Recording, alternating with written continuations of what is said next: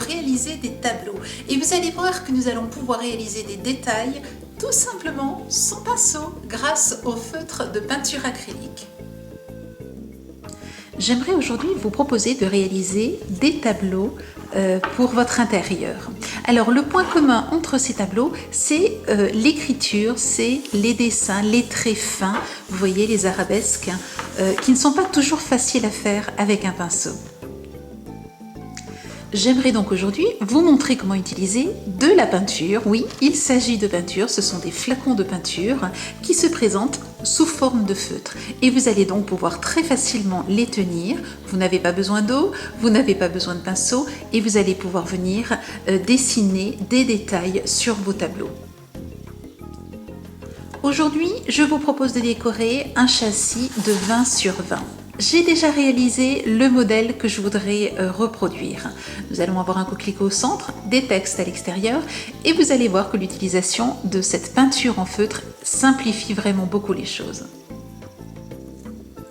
Je découpe mon motif, ou plus exactement je découpe donc le centre avec le motif. Je vais le placer donc, je vais le centrer en fonction de la position que j'aimerais lui donner.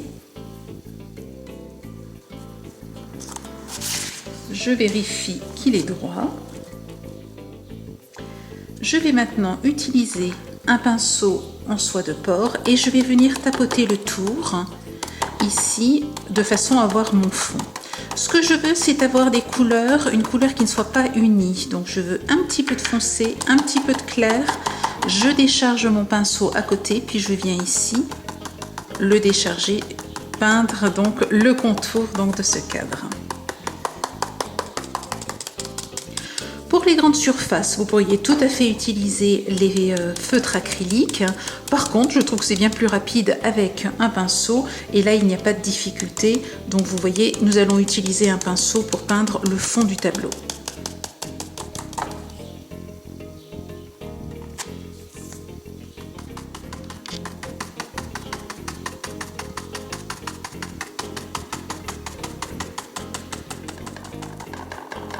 Vous voyez, je joue donc avec les couleurs de vert clair et de vert foncé et je mélange tout cela de façon à avoir un fond irrégulier.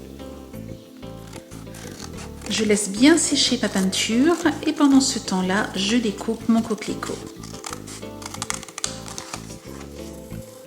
Je dessine au crayon à papier le contour, puis je découpe les premiers pétales que je viens de dessiner. Je replace mon dessin et j'enlève les pétales pour dessiner la deuxième partie de mon coquelicot.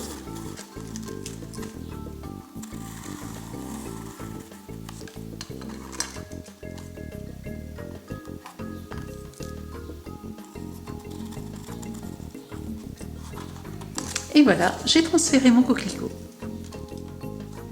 Je n'ai plus qu'à peindre, je vais utiliser ma peinture en feutre en commençant par bien la secouer, de façon à bien la mélanger. Une fois que vous avez secoué, regardez, vous allez pomper la peinture et vous voyez qu'elle descend. Il ne vous reste plus ensuite qu'à peindre. Vous voyez que c'est une peinture bien couvrante.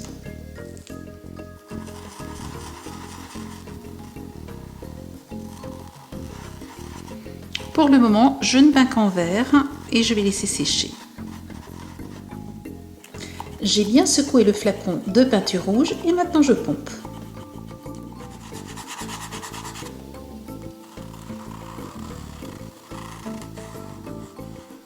Pendant que ma peinture est encore fraîche, je vais rajouter une ombre. Les peintures sont miscibles entre elles, donc je peux très bien rajouter une couleur et je rajoute ensuite encore du rouge de façon à estomper cette couleur et avoir simplement une ombre discrète. Vous voyez, en faisant ce mélange, il est possible qu'un petit peu de peinture marron vienne sur votre feutre rouge. Pour l'enlever, pompez simplement sur un papier absorbant et vous allez ainsi nettoyer la mine, enfin c'est pas vraiment la mine mais le bout en tout cas de votre feutre et vous allez pouvoir ensuite continuer.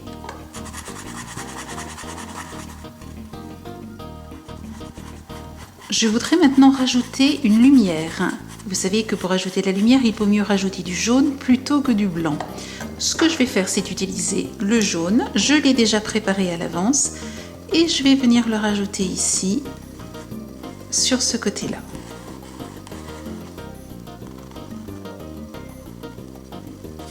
Je vais ensuite l'estomper avec le rouge.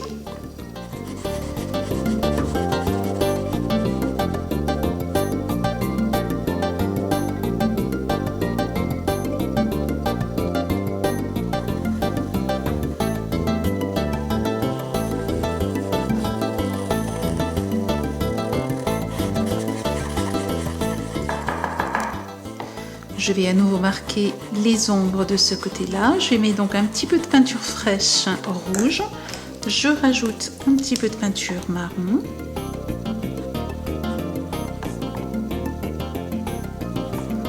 Et je mélange.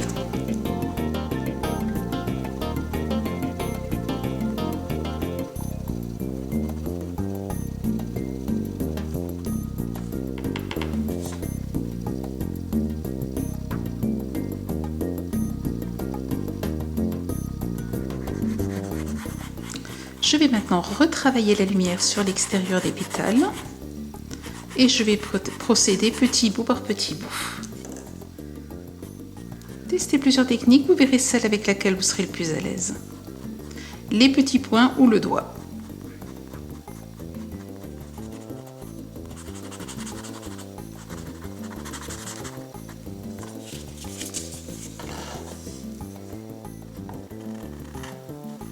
Je peins maintenant cette partie du pétale parce que les deux autres sont sèches. Et je vais mettre de la lumière ici sur ce pétale.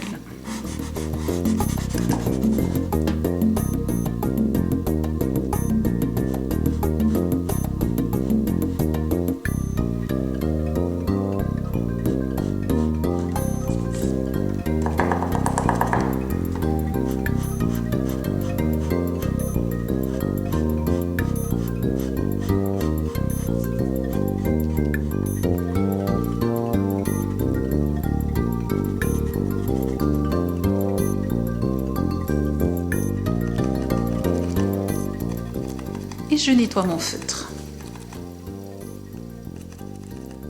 Je vous montre ma pointe de jaune pour vous montrer qu'on peut parfaitement nettoyer donc le rouge comme je vous l'ai montré tout à l'heure et donc complètement l'enlever, ce qui fait que vous pouvez mélanger les couleurs, nettoyer ensuite vos feutres acryliques et les utiliser uniquement avec par exemple ici le jaune. Maintenant que le cœur de mon coquelicot est sec, je vais pouvoir tracer les petits dessins de l'intérieur. Et je vais faire cet effet en fait de petits trous. Voilà. Et simplement un petit tour. Je rajoute maintenant le cœur du coquelicot.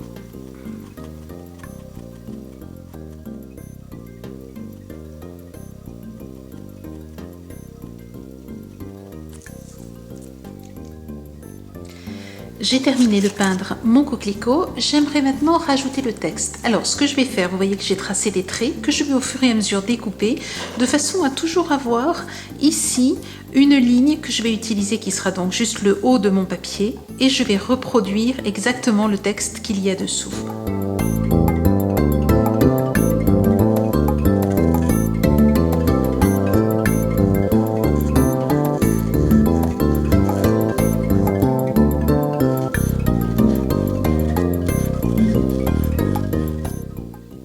Je découpe la première ligne de façon à voir la deuxième.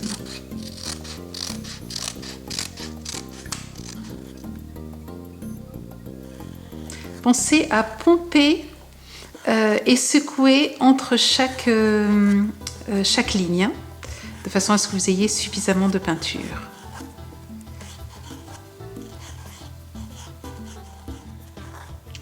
Une fois que vous avez ainsi les premières lignes, vous allez voir que la suite, eh bien, il vous suffit de suivre le haut de la première ligne et ainsi écrire droit. Vous pouvez aussi continuer comme je vous l'ai montré et vous pouvez aussi décider de le faire à main levée.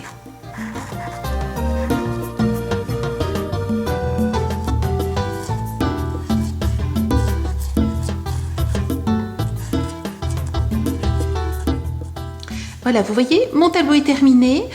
J'ai serré un petit peu plus que sur le modèle que j'avais. Donc là, libre à vous de voir. J'ai mis un petit bout de chanson, quelques mots. Vous pourriez mettre une recette, vous pourriez mettre des petits mots d'amour en fonction de la personne à qui vous allez l'offrir. Donc voilà, régalez-vous. Et vous voyez à quel point c'est simple d'utiliser cette peinture en feutre.